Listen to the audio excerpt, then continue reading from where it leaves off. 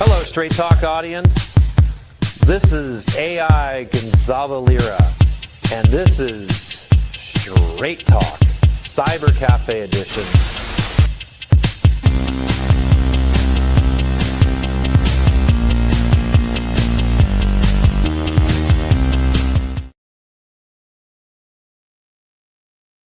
Hey, what's up, guys? How you doing? Professor Red Pill from America. And we have Mad Maxwell from Bulgaria, and we're here to do the Liberty Report. And this week is going to be interesting because some really crazy stuff just happened as I was traveling from Europe to America. So if you will, Adam, go ahead and take it away. Explain what the hell's going on right now. Well, we are seeing what a war fought by the Anglo-Saxons looks like. That's kind of it. Who are the forces, the dark forces behind the war in Ukraine, in the Ruski Mir, in the Russian world? It's London, Washington. It's also Berlin, Paris, Brussels. But the primary drivers are London, Washington, MI6, CIA. And that's what occurred this week. It was the day before the peace talks were to occur in Istanbul, and they've started. There was a very, very sneaky little deep strike in not the heart of Russia, way back next to Lake Baikal, really deep. They hit some strategic bombers. And it was very unexpected and difficult to counter. What they did, the Ukrainians, under MI6 and CIA, they got 4 trucks, converted them into kind of drone motherships, and launched over 100 drones deep into Russian airfields, way deep in Siberia. Now, it caused damage, some serious damage. Reports say maybe some planes were destroyed, maybe some planes were highly damaged. Many of the drones were shot down or otherwise neutralized. I think about over half of them weren't able to wreak havoc, but half of them did something. Yeah, I mean, basically, I mean, I've listened to some analysts, and I mean, I've listened on both sides rather. So I listened to the left side, the right side, the like American side, the like Russian side, the like, the normal people, and I've listened to everybody's perspectives. And one of the things that I came to conclusion is I guess it was clear that basically America had nothing to do with it, and NATO had nothing to do with it, and this is what I'm hearing, So, and then Zelensky's like, well, it was the SBU, and it was a great operation by the Ukrainian government and the great people of Ukraine, and all this, and rah, and we did it great. And then I guess they bombed the bridge as well recently too, right? This was part of that. Yeah, more okay. So there were actually 2 bridges that were blown up by American C4. Okay. Now, well, I'll get in. We'll get it. We can get into that. Yeah, we'll get into that. But basically, the point that I'm getting to. One was a railway bridge that killed some civilians, and the other they exploded C4. I think it was under the Crimean Bridge, Kerch Bridge. It didn't quite hit the pillar, but it exploded off one of the bridge supports, and they had to shut down the bridge, and civil engineers had to go in, see if the bridge was structurally sound. So that's the latest I'd heard. Yeah, I mean, basically, like in a nutshell, like Zelensky and like the Ukrainian side, they were like, yeah, it was all of us, and we did it, and we were great, and we're the greatest people of all time. And on the Russian side, they were like, well, they're kind of shocked, like they're like, well, what just happened? And then the Americans from the Trump administration is like, hey, we had nothing to do with it. We had nothing to do with it. Nothing. This is a complete surprise. But yet, what is it? One of the influencers. He's the one was very avidly against Gonzalo Lira, and even like talked. I posted him in the chat. I don't remember. He's he's an ex. I guess he's an ex. He has security clearance. Let me look him up if I can find him. But anyway, he was like saying, yeah, this is Ukraine, and that Russia is like bad, and they didn't do anything right, and they caught them with their pants down, and all this good and great gravy stuff. But it's like, dude, this thing has got NATO intelligence written all over it. And all the influencers, all the different news media, everybody was talking about that Ukraine was using satellites to verify the damage and to verify that they hit the targets, because, these drones are automated and they hit the targets, whatever. So as soon as they explode. Like, you don't get any more video surveillance. The reality is, when you look at that, who has access to security, to like satellites going over top of Russia? There's only like one or two countries in the world that have access to like military satellites that can do that. One of them is the United States, maybe the UK, maybe France, but like it's all NATO. Like NATO is the only organization that has access to satellites, military satellites, to check and see if these targets were hit in Russia.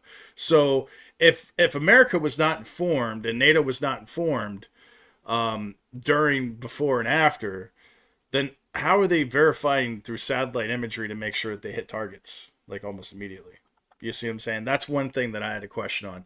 But more importantly, Trump comes out like not even like a week before, or like a week and a half before, and he's like, "Listen, Russia, if you don't listen to me, Putin, there are dire consequences." Right? He said this, and it's like, dude, I mean, tell me that you were involved without telling me that you're involved. You know what I mean? Like, come on. This has got CIA written all over it. It's got intelligence, maybe even CIA, MI6. MI6, Israeli intelligence, possibly. Who knows? I've heard. Who knows? Who knows? But go ahead. I'm sorry. I've heard there's no need for Mossad to be involved. It's not in their interest, really. Like, it's just not necessary. One thing to note is that they've said, the Ukrainians, I believe, they said this, or at least, I don't know if they said this directly or if someone's, tied the analysis in. 18 months ago, the Ukrainians went to America and said, "Look, we're losing the war. What can we do?" And they decided we have to shift to a more unconventional, asymmetric or terrorism style of warfare, because they can't win conventionally. And just before I go down this hole anymore, this terrorist attack, or let's not call it that, because they killed a bridge, civilians, but it's an asymmetric, deep sabotage. It doesn't change anything. Like it's attacked some strategic bombers, but the war's going on at the front lines, and this doesn't change anything. Ukraine is still losing, Russia's still winning. So whatever. But the point is, the guy's name that I was referring to, sorry to cut it off, was Jake Bro. And he was an avidly, like, he really hated Gonzalo Lira, like, with a passion. And after Gonzalo Lira passed, like, he was all on Twitter, like, talking crap. And he's ex, like, he worked in nuclear facility. Like, he's got top security clearance, like, top secret security clearance. I mean, but at the same time, like, the stuff he was saying, it was like, dude, you're military intelligence and, like, or security clearance, and, like, you really have no clue what the hell you're talking about. Like, he's like, yeah, one of the comments in particular was like, well, Russia hits civilian targets. It's not how you win a war. And, I'm like, well, like we just said, Adam, is like, Ukraine just hit a bridge and derailed a train and killed civilians. I mean, but more importantly, the bridge it's like, could be argued to be military. And the train. Yeah. I mean, I'm military. Yeah, technically. Yeah. But I mean, the thing is, he's like, the situation is that he's like, this isn't how you win a war, is by bombing civilian centers, that he alleges that Russia's doing. And I'm like, I asked in his chat, I was like, well, okay, I understand that, but what country bombed not one but two major civilian centers with weapons of mass destruction? There's only one country in the entire planet in the history of mankind that did that.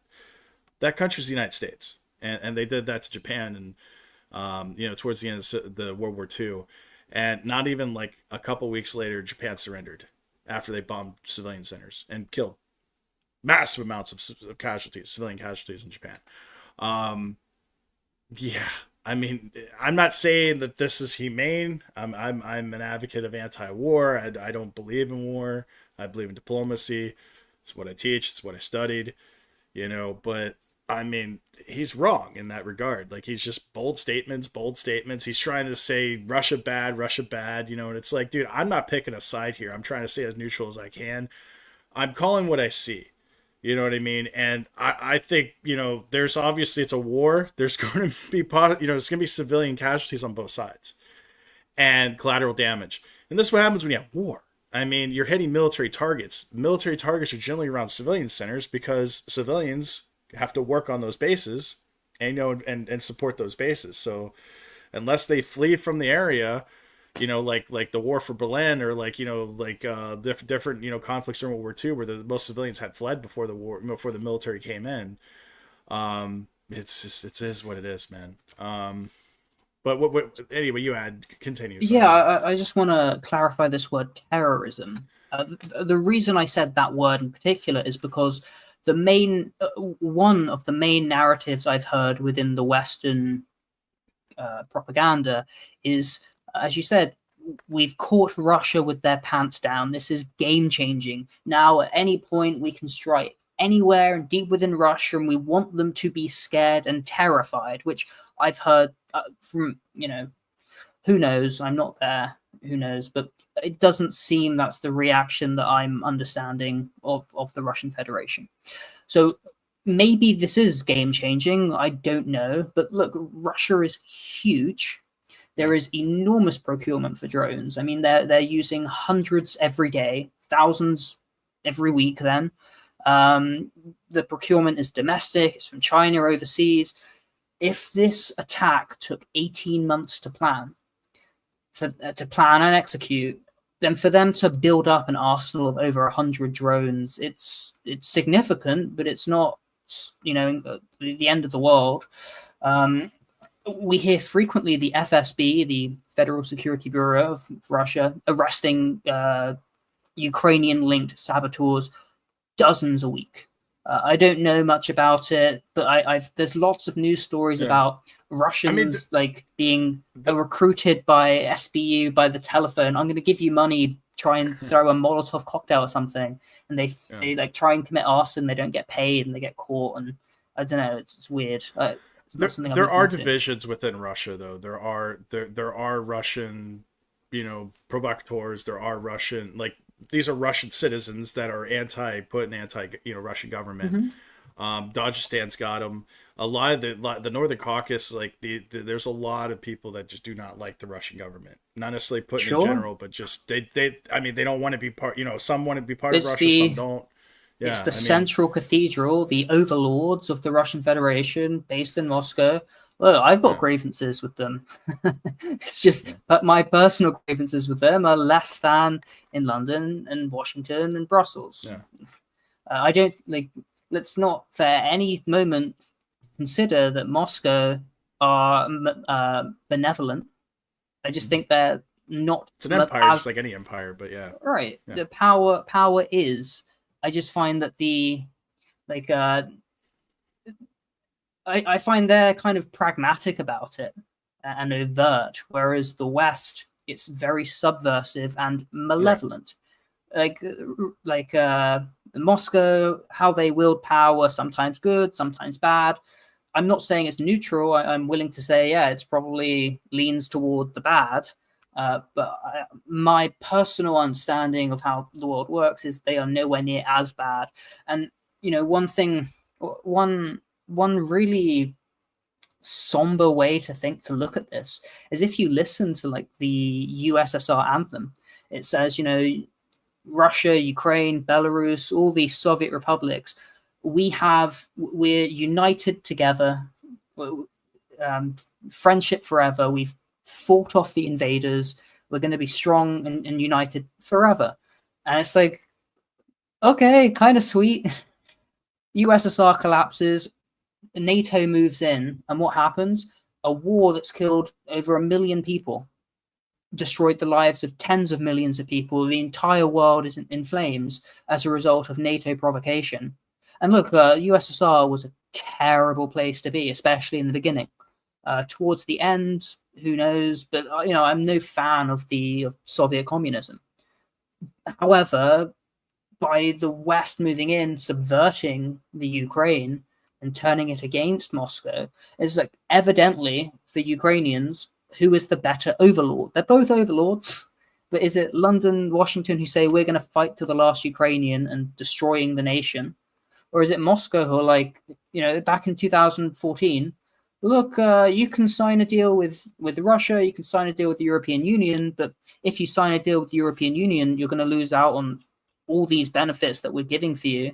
And so the president at the time said, actually, I'm more pro-EU, but I need to sign with Russia. It just makes sense for Ukraine. And then this is what kind of started the Euromaidan crisis. Yeah.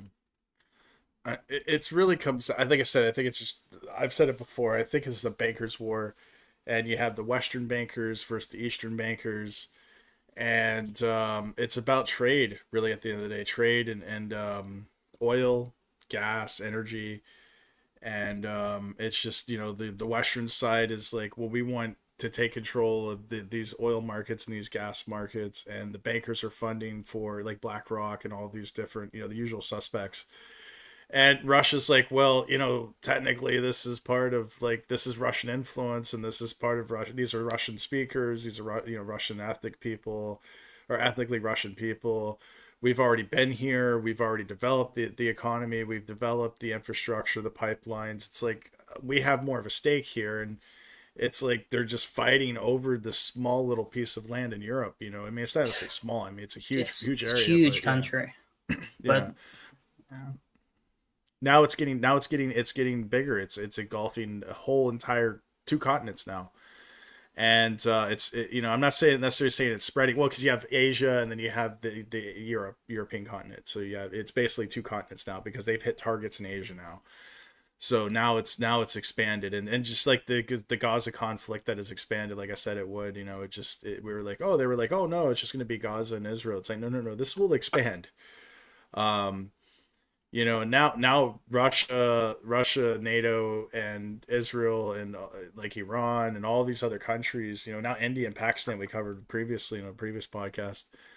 I mean, this is global wide, instability, unstable situation. It's just going everywhere, all over the planet, and it's not necessarily any type of ideology or alliance or anything like that. It's just neighbors are starting to go after neighbors, and I said this would happen. I said it would happen in around 2025, that countries would start attacking other countries over resources and influence when the economy got bad after the COVID lockdowns. And this is what we're seeing. We're seeing the economic aftermath of the COVID, the COVID fiasco, and we should have probably saw a global recession back in 2020. But like I said, we had the lockdowns, and then we had all the UBI and the bailouts, and then it is what it is. I think now that's basically been postponed to 2025, which I said it would be. And now we're seeing the global economic crisis. We're seeing it full throttle. We're in the crisis as we are. Collapse, hashtag collapse 2025. So, I mean, I think it's going to get a little worse and worse. But eventually, countries are going to get around on money. I'm not saying Russia's going to run out of money. I'm not saying Ukraine's going to run out of money. But NATO could, like I said, EU and NATO could collapse. We could see that we're done. Sorry. So you could see in 2025, 26, countries, like Venezuela, where the currency debases and collapses, and like countries going bankrupt, literally, like overnight. And it's interesting with Venezuela as a good case study, because Venezuela has one of the largest oil reserves in the world. Like, it's a very oil-rich country, very resource-rich country. And the fact that their economy tanked, their currency flattened, and it completely collapsed, like, due to negative oil prices and other factors going involved. I mean, this can happen in any country at this point, it seems like, depending on what happens with trade and tariffs and all this wonderful stuff. But I digress. Adam, what do you think? You're the economist.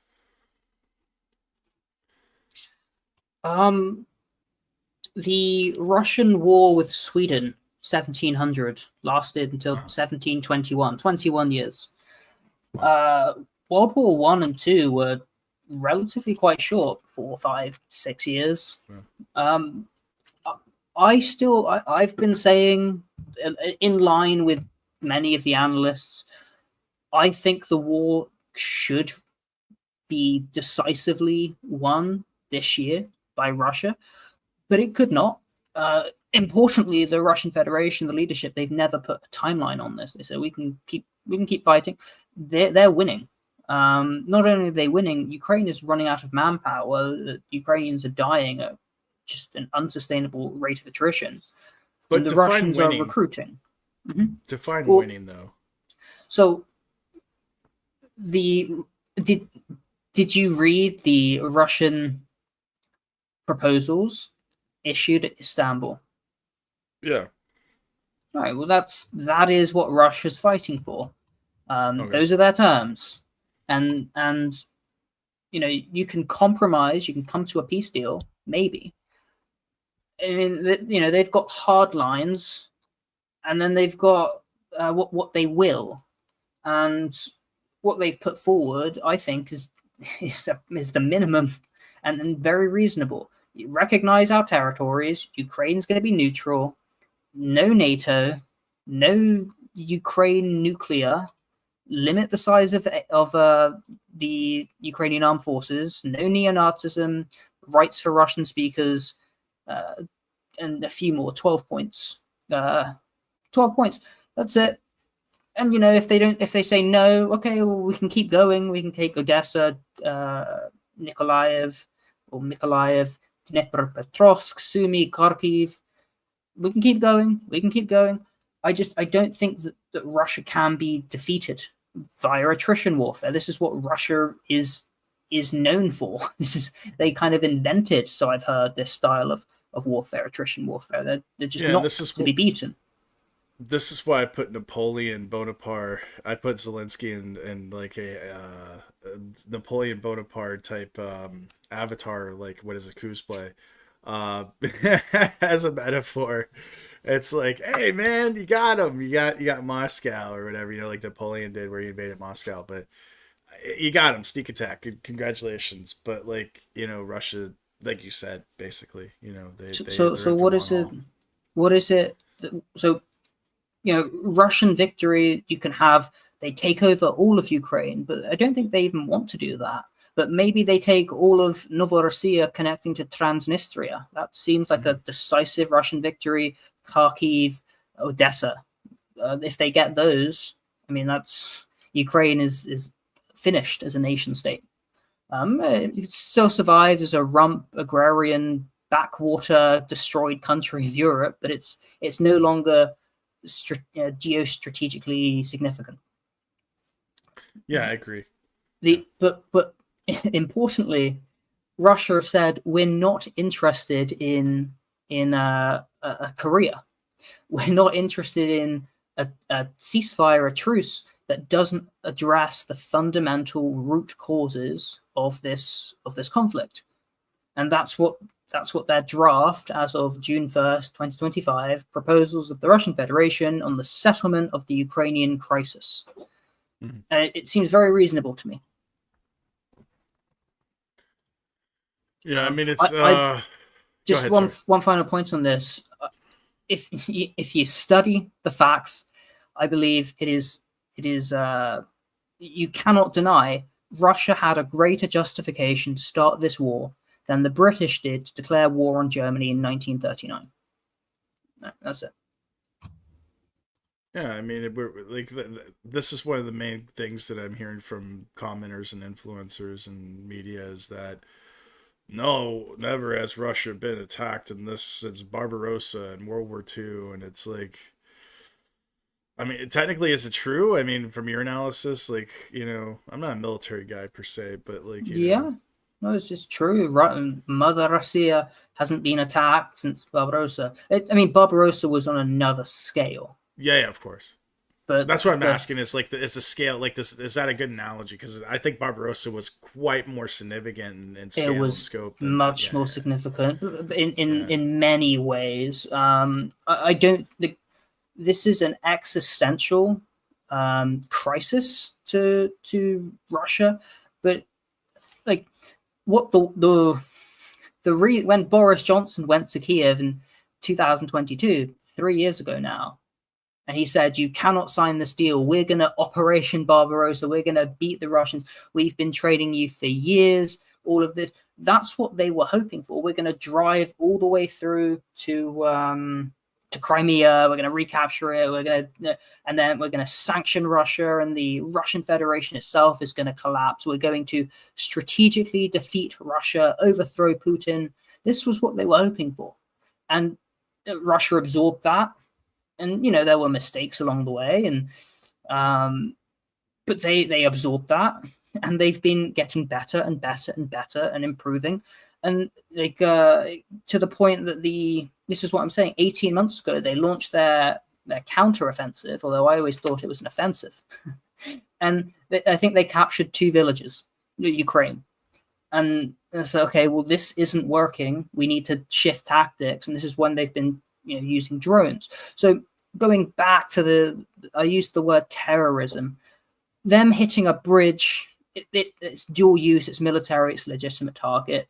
Them hitting the railway bridge, it only apparently killed civilians. It's tragic, arguable, but it's evident that Ukraine have been shelling Donbass city with civilians for years at this point, over a decade.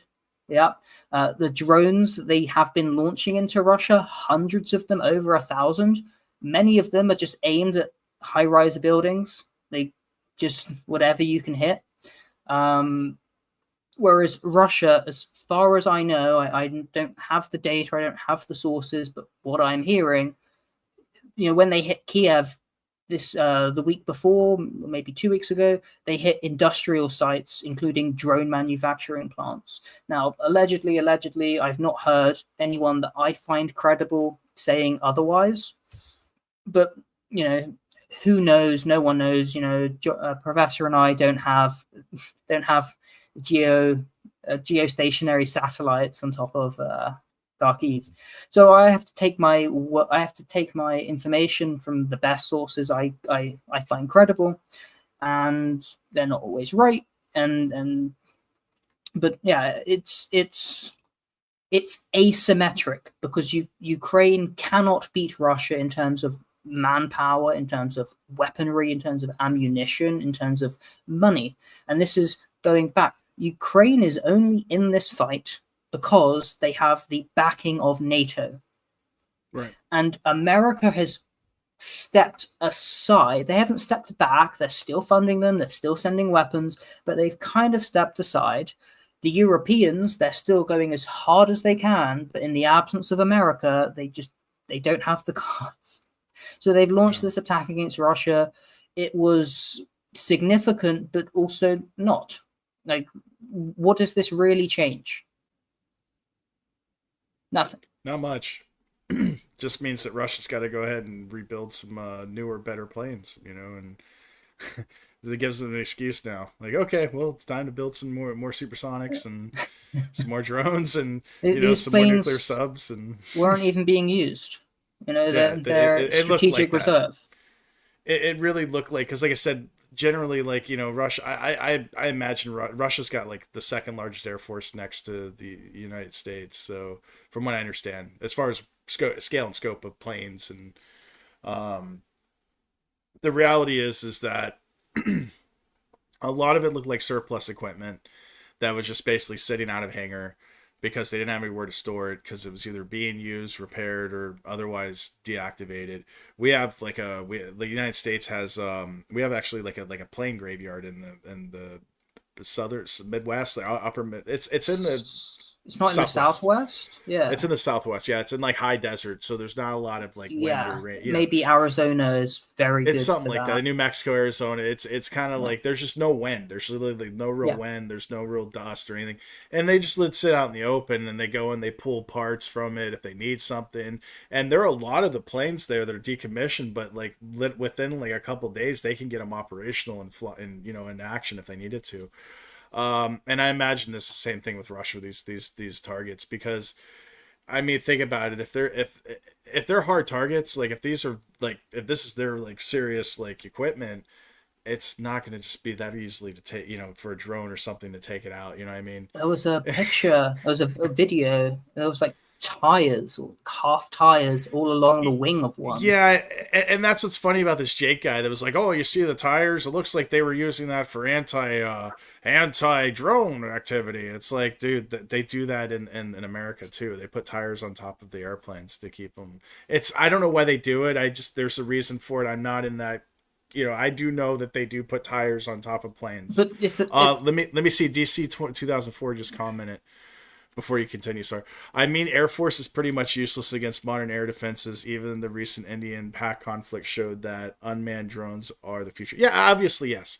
This is why the United States has invested in drone technology in the war on terror in Iraq and Afghanistan. And they went to drone technology because it could be unmanned from somebody literally halfway around the world, and the cost and scope of developing and using these, they were a lot more efficient. These can sit up in the air for 24 hours to wait for a target.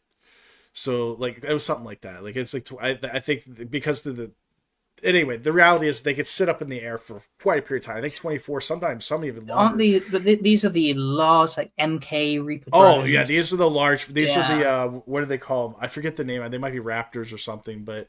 Literally, they're just like a fighter jet or anything. They're silent. They sit up there high up in the altitude, and they could literally just sit up there and wait for a target.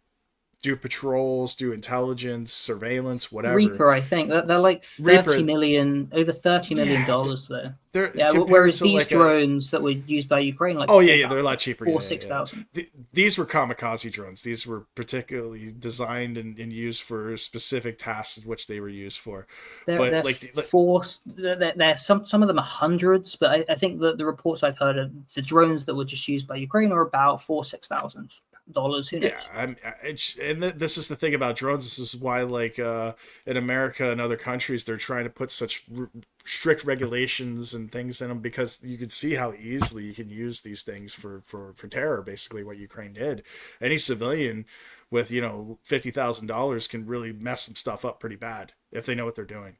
So this is why this is the control, and like the Liberty Report, like I said, this is the government's once is going to get more control. And that's what I said about the Russian situation. Like with this, it's not so much like, oh, well, Russia, Ukraine gotta win. It's not even that. It's just the simple fact that now Russia has security protocols they're going to put in place. They're going to make it even harder. Their airspace is going to be even more controlled, and their telecommunication pit, holes and everything's going to be corrected. So you're not going to be able to like do this again, basically. If you know what I mean. Well, maybe you are. Russia is huge. There is a lot of proliferation of drones. I talked about the procurement. Thousands, tens of thousands, hundreds of thousands of drones are going from Russia into the war zone. There are civilian drones, photography. The drones are not just made in Russia. They're made in China, and the Chinese drones are going both to Ukraine and to Russia, and they're being like the ordinary Russians are buying drones. I don't know how many, but this is what I've heard, that there is some Russians are buying drones, taking them to the front and saying, here you are, soldiers, and then they adapt them. They have 3D printers on the front lines, which, by the way, you can get a 3D printer for hundreds of dollars. It's not even four figures. And they adapt them. They put on the explosives, they make any adjustments they need, and off you go.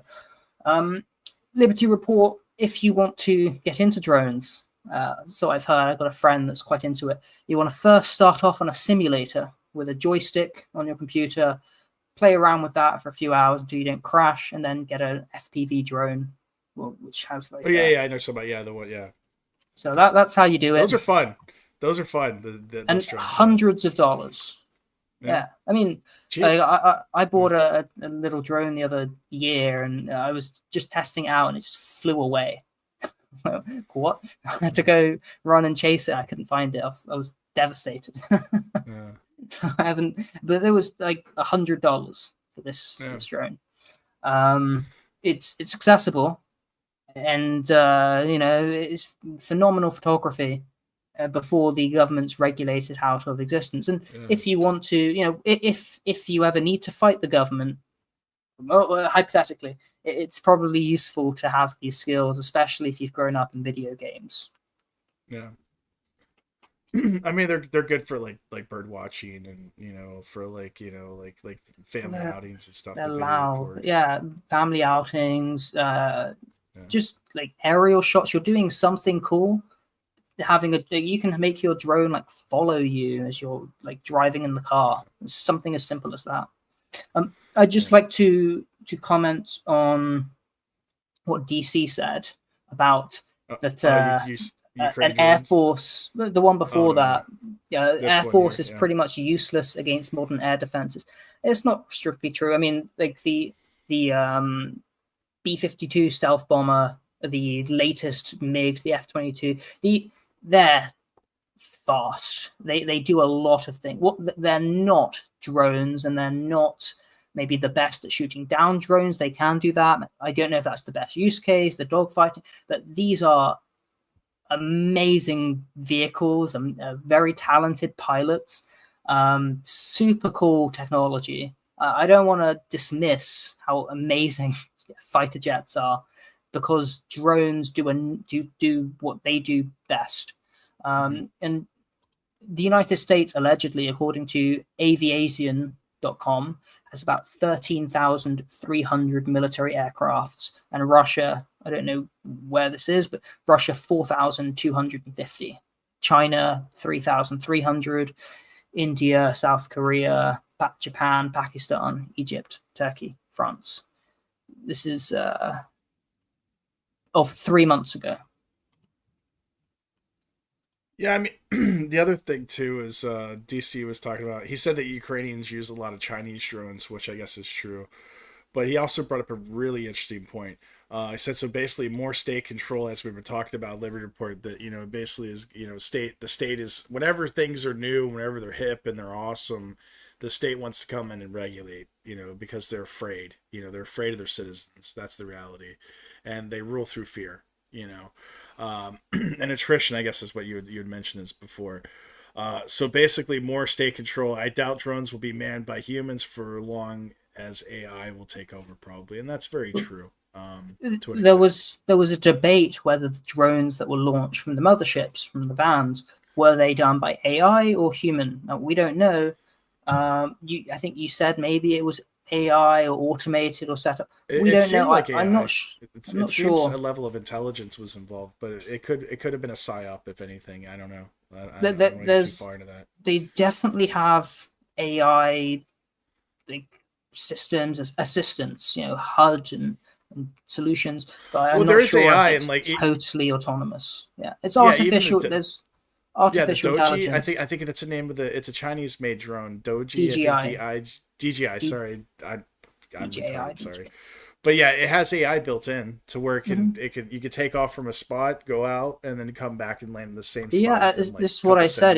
It can follow. They can follow you. Oh, follow you as well. Yeah. If you're in the car, you can set up the drone so it will follow you like that.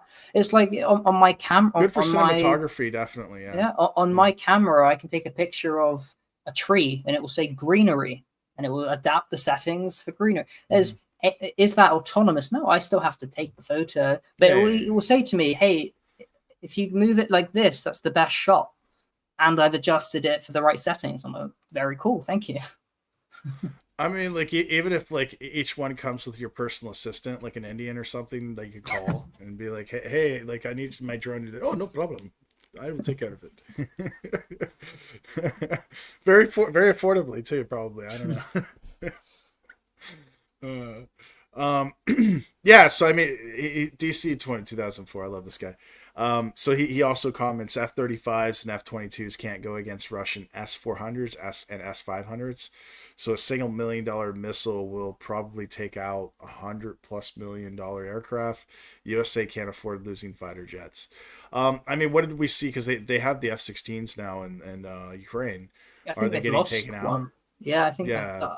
I think at least dogfight. I heard they had a dogfight, and I guess one took out another F-16 or something of nature. I'm not sure the accuracy of that, but something like that. I think one was taken out. I can't remember. It was a friendly fire or something. well, that's what. Oh, they didn't take us out. It was friendly fire. So I that's the headline. I didn't fact check it to be able to know, Who but knows? Yeah. this goes down to the attrition warfare, and you know the changing purposes of these tools. You can't, like, when you know, Ukraine doesn't have much air defense, but it has some. So Russia, they're keeping their fighter jets way over there, but they're using the fighter jets to launch aerospace missiles, you know, launching them hypersonics. Right. And they're just keeping them well away from the air defenses.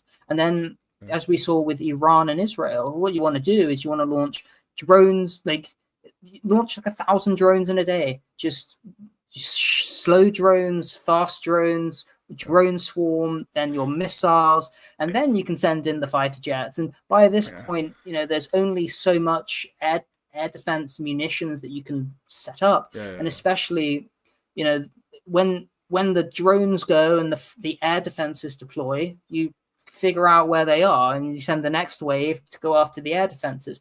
And you know, and that's how and where these fighters jets can be very useful as well.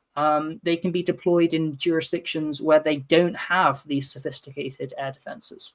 Yeah. And Israel is using the Reapers as well. They're using the big drones, the 24-hour surveillance ones, and they just hit targets like, whoop, target, hit it, you know, just like a click of the button, like video game. And that's what I was saying. The new warfare is going to be definitely AI. It's definitely, they're trying to remove the human element from war. And the thing is when they remove the human element from war, it creates a war that is no longer, it's like robotic, you know what I mean? Like it's just, and that's the thing, like with you know, when you go through boot camp, you know, and like the old Marine Corps, they're trying to create killers, not soldiers, you know what I mean? Like from Full Metal Jacket. I don't know this crap. You can ask Terrence Pop, you know, it comes on once in a while. So like I ask him all the time on this stuff. But yeah, I mean that's the purpose. You're creating a killing machine basically. And people still have that human ability to understand about a fellow human, and you know, we still have, you know, empathy, and they're trying to remove that from the battlefield. And this is where you get into danger and crazy stuff, you know, like Terminator 2 Judgment Day type stuff. I don't know. And there is some crazy stuff with Palantir. Like I'm here, I saw on Telegram some whistleblower talking about how the Israeli AI systems that are being used to target the Gazans, like the program Who's Your Daddy, Palantir are using similar things and they just change some parameters. They use it in hospitals, they use it in enterprise data systems, and they're using it also in warfare. And Palantir, have they been awarded or have they been tapped for building a database on every American by Donald Trump and his administration? I mean, it's all going that route, dude. They want surveillance. This is going back to the Bush administration. The three things they wanted to control: they wanted to control the internet, they wanted to control information, and they wanted to control the outer space, like the space, basically Space Force. This was the three agendas of the Bush administration, GW, during the War on Terror. They wanted to control the orbit. So this is from my professor 20 years ago at Evergreen. Was saying this, and he was right. A lot of guy told me and like taught us, you know, he was dead on, just knew his stuff. And he said that the agenda was Iran since the GW administration. So the Warhawks and the you know the neocons, they were gunning for Iran for 20 years now, and now we're in that war, Israel and Iran, and they're not wrong. It's just, you know, how far are they willing to take it, you know? And just like Russia, that's the Democrats' war, you know. The what do they call them? Not neocons, but there's another name for the progressive neoliberals. Neoliberals, that's the word. Yeah, sorry, the lexicon. But yeah, this is their war. Their war is Russia. Neocons' war is Iran. Yeah, there's also the Shacklesteins are very interested in Iran, very much so.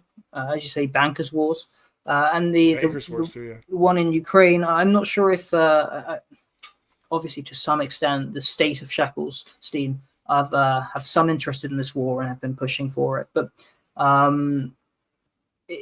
yeah, I think it's more so the American.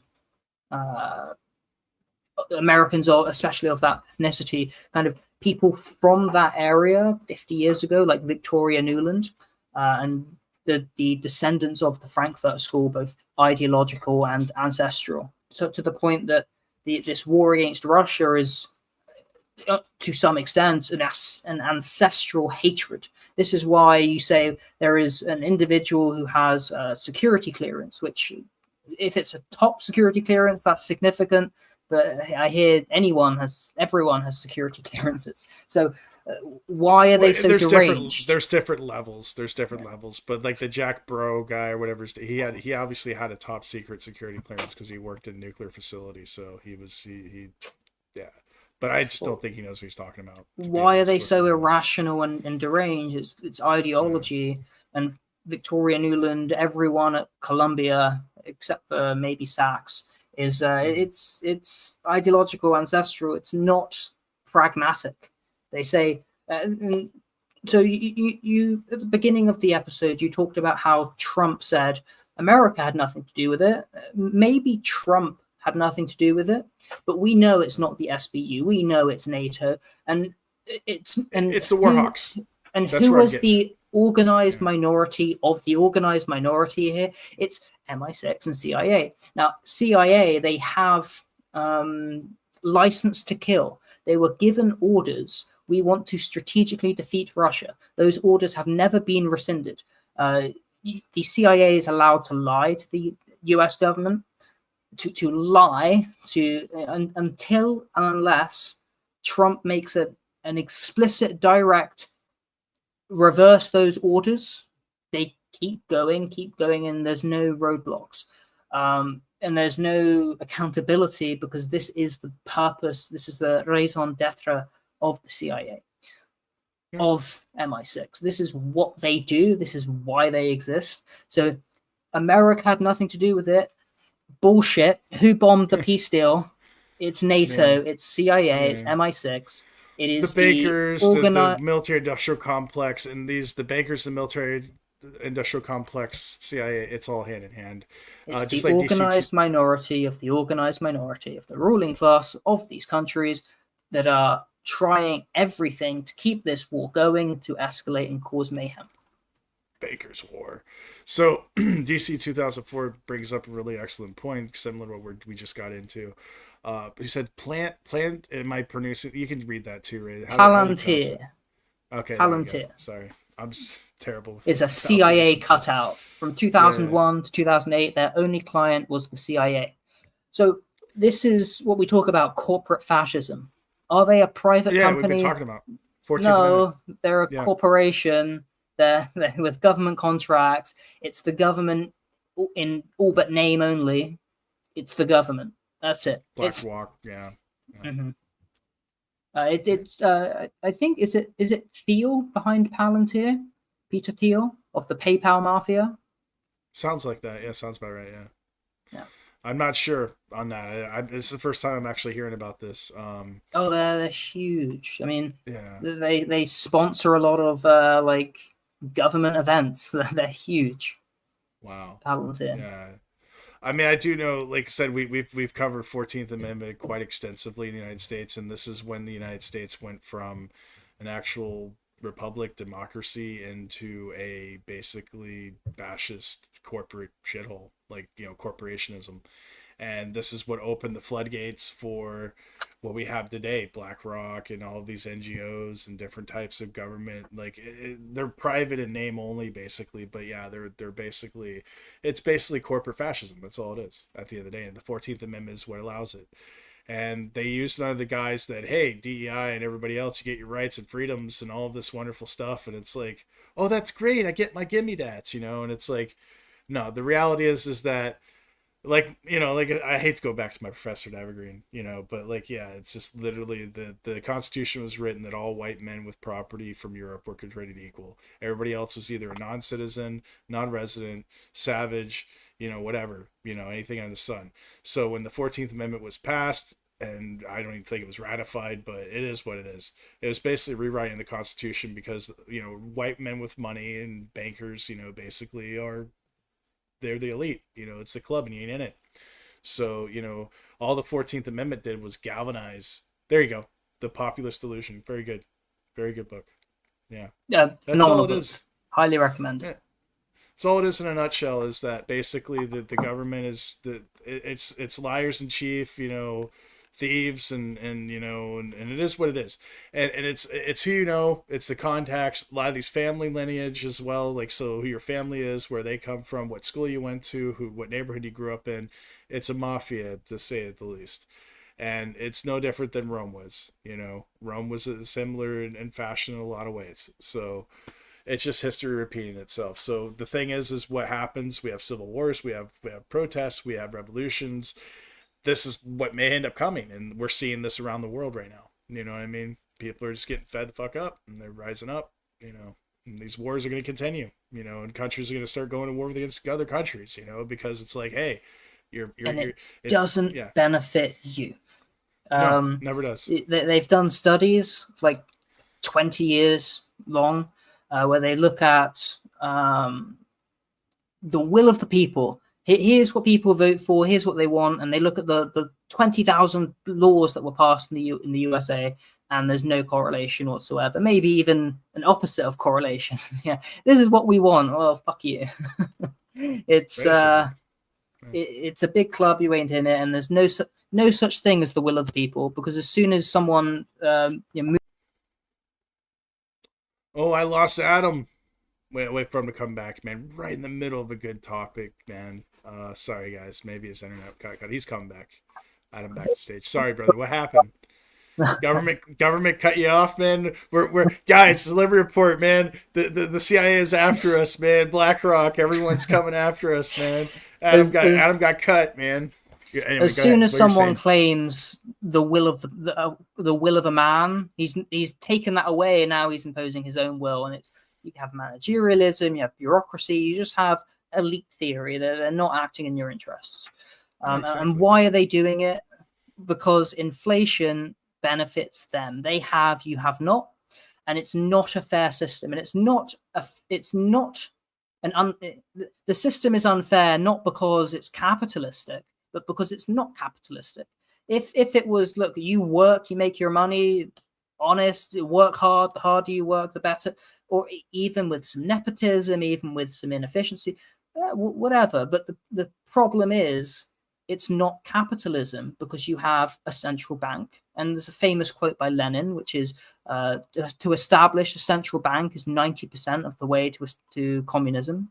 The establishment of a central bank is 90% of communizing a nation. So you have the central bank printing. Then you have the military-industrial complex. And what that does is it creates taxation at the barrel. It creates taxation to fuel the money to the ruling classes. And this is not new, right? This is the 100-year war between England and France.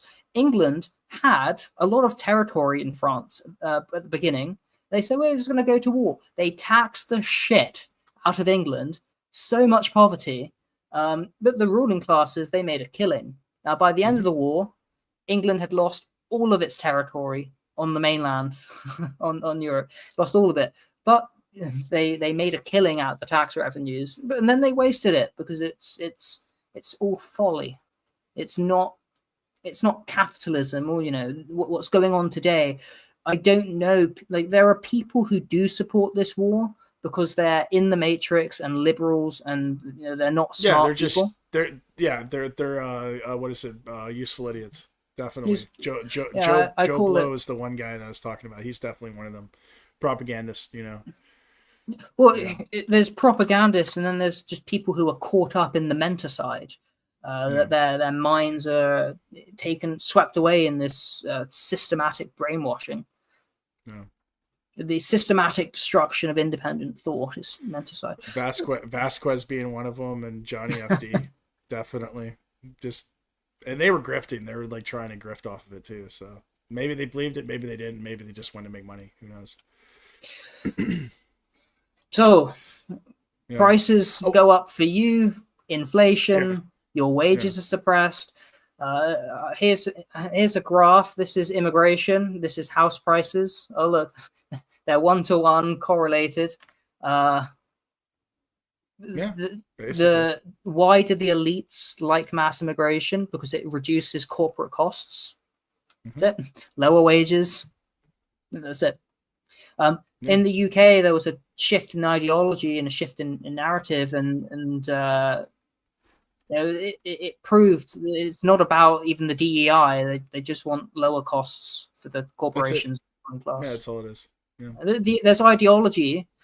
This is the thing. Back 80 years ago, it was conflicting ideologies. Today, it's not. That there's just power, and then they're abusing ideologies in order to kind of further narratives of power. But it's all kind of one and the same. I mean, think about this from this perspective. Biden, Clinton, Bush, all these different politicians that talk about like DEI and like, like let's all get along and peaceful immigration and wonderful immigration and all of this wonderful woo. Not even like 5 generations back, their families were like basically like enslaving people, and they wrote the Constitution, they ratified and signed it, and they wrote that Constitution to say that all white men with property are created equal under God. And they're talking about DEI now, and how wonderful it is and how wonderful immigration is. And it's like, dude, you can't shit a shitter, bro. Like, seriously. Like, you're telling the goy slop or like, the sheeple or like, the useful idiots, like, rah, rah, rah. But really, at the end of the day, when you actually talk to these people behind closed doors, oh, dude, they're some of the like wickedest, nastiest people ever, and they will just shit on everything they said. It's all bullshit. Yeah. Oh yeah. That's I call it post-war convergence theory. Yeah. Focusing on the functional integration, institutional behavior, and geopolitical symbiosis. You have different power centers, whether it's Nazism, Zionism, Vatican power, many others. Though these are ideologically distinct, they have all converged into interoperable subsystems of the same intelligence, finance, diplomacy machine. It's not a claim of sameness in belief or in origin, but alignment in operational structure, particularly intelligence tradecraft, financial channeling, narrative control, population management, and strategic leverage over both governments and mass perception. The shift has been from competing ideologies to a synthetic confusion. This is not by accident, but a systematic adaptation. These clear ideologies once posed threats to the system, and they've now been fragmented, recycled, and neutralized. The key insight here is that the system does not fear chaos. It creates chaos to rule through it. And ideology has become a controlled hallucination that distracts from the convergence of material power. And that's what it's all about. Power and control and plundering your money. Basically, yeah. And one thing that we wanted to do before, towards the end of the Liberty Report, was talk about inflation and how out of control it's gotten, as we've been talking about with this. Basically, you're paying for the industrial complex, you're paying for the taxation subversion, all this wonderful stuff. You're paying it, and you're paying it through your teeth, so through taxation and through inflation. And what did you come up with there in Bulgaria? Because I know what the prices were in Georgia. I remember I looked at milk. It was about, because we use liters in Europe versus in America we use gallons. So I think it was $5 or $6 for a gallon of milk. In America, I guess you do the conversion if you want. Eggs were like $7, $8 for a dozen. 12 here. 12 eggs. They're about €3-4. Okay. Yeah, in Yeah. Georgia, it's about it's similar to Bulgaria. It's probably about two euros, maybe $2, $3 US, It give or depends. take. You can get higher quality eggs and lower quality Yeah, eggs, of course. Yeah.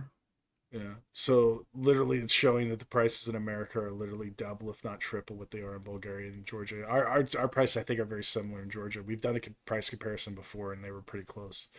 But America's like double or triple. America's got to become it's got to be the most expensive place to live on the planet at this point. I don't know about Japan, Singapore, and other Asian countries. And it depends on the products and depends on what you're Switzerland. consuming. Switzerland as well, yeah, Switzerland's so expensive. yeah. I remember I went in 2016, 17, 2017, Mhm. and I paid like $20 for a McDonald's. And I was 20 euros, and I was like, this is so expensive. This is when McDonald's was like 8 euros, like in Yeah, London. And I was like, oh, it was a really good burger there. yeah. I'm sure. I'm sure. I don't eat that goy slop anymore, man. A, because the chemicals me in it, neither. Yeah, but but B, also it it's was overpriced. better Yeah. quality in Switzerland. I'm sure it was. I'm Yeah, 100% sure, and it was probably locally produced beef as well, just like in like Saudi and other places I've been. But I don't eat the goy slop. I don't eat that crap anymore. I've lost like what 70 pounds since I started dieting, almost like during COVID. Just cutting out the goy slop basically. And I've got a little bit more to go. I'm probably gonna lose probably maybe another 15, 20 kilos, and I think I'll set right there. I'll be that'd be my good weight because that's where I was when I was playing sports. That's my weight was about 10, 20 kilos lighter than I am now. And I felt well, pretty healthy at that level. best Yeah. of luck with it. But yeah, definitely. Yeah. So like I Weather's said, yeah. Go ahead. just to finish on a more positive note. It's June, Yeah. weather's beautiful. Make sure everyone get out there, enjoy the weather, the sunshine, fresh air. Hopefully, get Mm-hmm. out the city if you can. Go for a run, walk, bike ride. Yeah, do some hiking, do some bike riding, even urban. Like if you're in the city, just do some urban hiking. You know what that is? Adam, I do that a lot. Just walking But you around. just walk. Yeah. Yeah. I went. I did a big hike up a mountain. Hmm. Like from 2,500 meters down to about 1,000 meters. And my mom went to visit my brother in Prague. And she said, "How many steps did you do?" I said, "I don't know, 20,000." She goes, "I did 26,000." Okay. Nice. Now Yeah. I went up and down a mountain, but yeah, you can be healthy walking around the city, especially if the air quality is not so terrible. Yeah, exactly. Yeah, that's the main thing. Air quality. That's why you do the hiking in the wilderness because it's just a crisp, clean air. It's good to get that. Oh, and you That. get the novel stimulation, problem solving, like Yeah. it's beautiful if you can leave the city too. Yeah. Yeah. So Definitely. many benefits.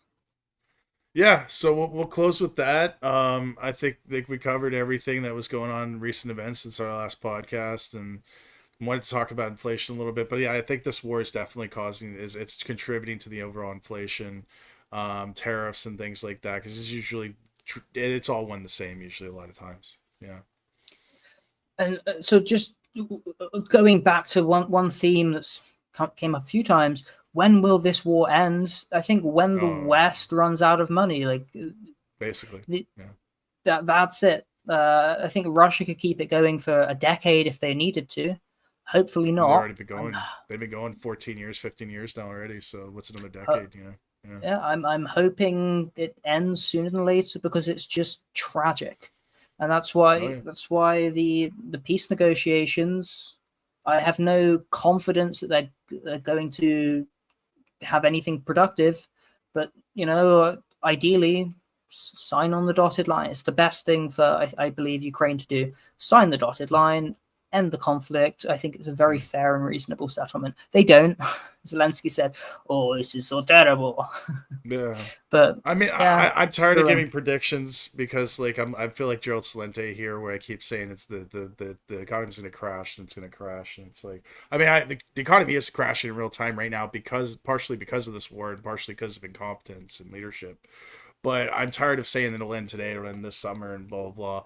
Because ultimately, like I said before, and like you're saying now, and you've said before, it's the economy, and that's what's going to end the war, plain and simple. and we're gonna stick to that, I think, and that's the best way to really look at it from this perspective. When the global economic depression, basically the 1929 crash 2.0, which is we're due. And it's going to be way worse because it's like 1929 to the power of 2008. Yeah. So I mean, like, yeah, it's we're hitting a bad recession. We're in it right now. A lot of people feel it. People that are watching this probably feel it, or people that will watch this and look back at this, like, yeah, they were right. Yeah. When that's realized, and when governments are like, oh shit, we're actually in a recession, that's when it's like, all right, we're in the war. It's as if the war will end like the next day. It's like, oh shit, war's over. Just like COVID was over because putting into COVID, war, like, yeah. yeah. It's like, oh, everything's over. It's like, I give up, dude. The government's just full of morons, really. It's just bankers' wars and industrialists and people trying to make money and grift, man, at the end of the day. And it's just like they're gambling with people's lives and money at the end of the day. So I would just wing it, man. Just like week to week. All right, we're still going on. All right, good. Awesome. The economy realized, the governments realized that the shit's done, or they're still trying to, propagate and say everything's fine. Don't worry about it. We're from the government. We got it handled, guys. Don't worry. Yeah, okay. All right, we'll sign off with that. You want any last words, Adam, before we end? I'm good. I think we're good. Thanks, guys, for coming. June 4th, happy Kildozer Day. Oh, God. Nothing happened in China on this day. Nothing happened in China on this day in history, 1980 something. Cool. Enjoy the weather, and subscribe on Telegram, Locals, YouTube, Rumble, Engage. That's it. Thanks. Yeah, spread the message and send our stuff to other Telegram groups and other people, friends, family, and just have discussions, man. Right in this comment section. Anything you think, anything you don't agree with, anything you agree with, any questions you might have, because I'll grab information from the comments and I'll discuss it in Telegram, and we'll come up with more interesting podcasts to talk about. We'll mention it, even mention you. So write in the comments, man. Like, go to Telegram and talk to us there. All right, guys, peace out. End transmission.